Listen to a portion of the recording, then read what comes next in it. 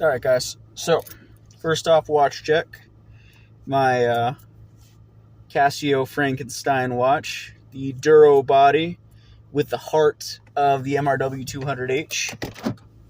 So, this is going to be the topic of discussion for today. How much do you value being able to repair things yourself? So for me, it's very highly valued. Like,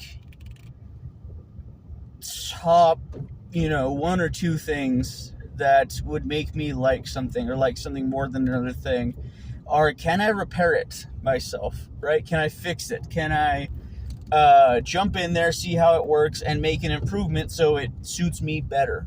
And I'm not just talking about watches, I'm talking about everything. Back when I, did music, and that was like my livelihood in my life. I would not go to the store and buy a $3,000 guitar. I would buy a $400 guitar, and I would take everything out of it, get parts that I liked, that suited exactly what I wanted, put it back together, and have a Franken guitar. And the cool thing about that Franken guitar is if I happen to break that Franken guitar or have a unnamed airline destroy my Franken guitar, I could simply go to the nearest Guitar Center, buy the same exact model, which usually was an Epiphone Les Paul, take the $1,000 of pickups and everything else, all the upgrades that I threw into it, out of the broken one, put them on the new one, and there we go. I'm back on my feet in a matter of hours, depending on what equipment I had available to work on it at that given time. So I have a huge priority on that, on being able to work on things myself, because not only is it the customization factor of, like, if this breaks, I can fix it. But on top of that, if, you're in a spot, like if my my guitar breaks, and I have two guitars, I can take parts off of another one to make this one work so I still have two guitars, right? Which has happened. That's from experience. I took the rhythm pickup out of a Les Paul and put it inside the lower position on a SG, right? So then I still had two functional guitars, right? One that I could have in standard tuning, one that I could have in a tuning where you use a slide specifically, right? So it was open E, I believe, or open G. I forgot what I had. Doesn't matter. Point being, if I can fix it, I can customize it. If I can customize it, I can fix it. Like, those two things, to me, go hand in hand to create this beautiful thing to where I not only get something that I want exactly, but I, have complete ownership of it, right? And I'm really struggling with that fact with my Bulova Marine Star that just broke, right? I'm going to send it in. I'm going to print up the form hopefully today and have it mailed out like today or tomorrow. But it's really bumming me out that I can't do that, right? I love the watch. It is the coolest watch I've ever owned, right? It is still my favorite watch. If I'm just like looking down at my wrist, that is the watch that I want to see, right? But the thing about it is, I put such a huge stock and priority in being able to fully own something, in that I can, fix it, repair it, do all of these things myself, that it almost makes me want to make this watch my, everyday, all the time watch. Even though I don't like it as much as the Bulova Marine Star. To me, the Bulova Marine Star is just a prettier watch. It's aesthetically far more pleasing. When I look down, I can acquire the time faster. The only downside is that it does not have a day of the week, just a date. But everything else about it is exactly perfection in my mind, right? Which is why I'm sending it in for repair. But I wanted to see with you guys, does it bother you to have a piece of equipment, a tool, whatever it may be, that you can't repair yourself?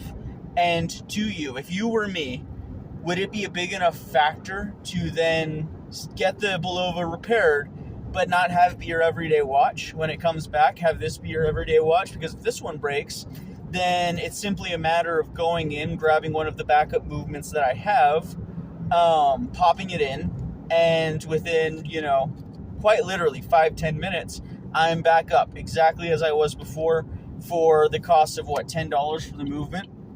Super cheap, right?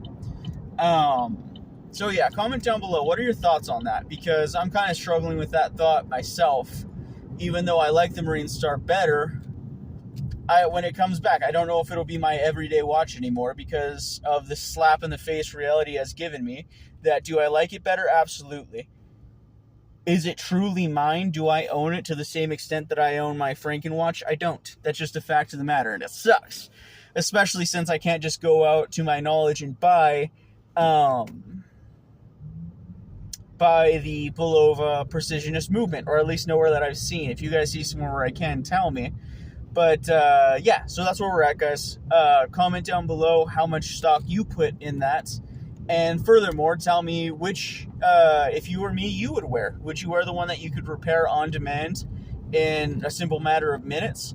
Or would you wear the one that you have to send in if it gets broken and then you're off your ass for a few weeks to months? Oh, and remember, Christ is King. All knees will bow, all tongues will confess that Christ is God, guys. And I'm seeing so many people, so many non-believers that are seeking God out. It's such a blessing, right? So many people, even from work, like I was jokingly telling my wife on Sunday, I'm like, half of this room are people that I work with.